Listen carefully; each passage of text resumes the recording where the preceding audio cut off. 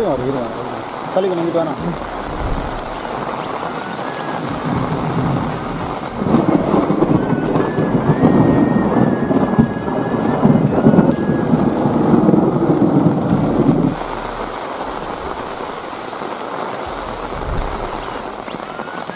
அந்த வீடை ஃபோக்கஸ் பண்ணி கீழே எடுத்துக்கோங்க.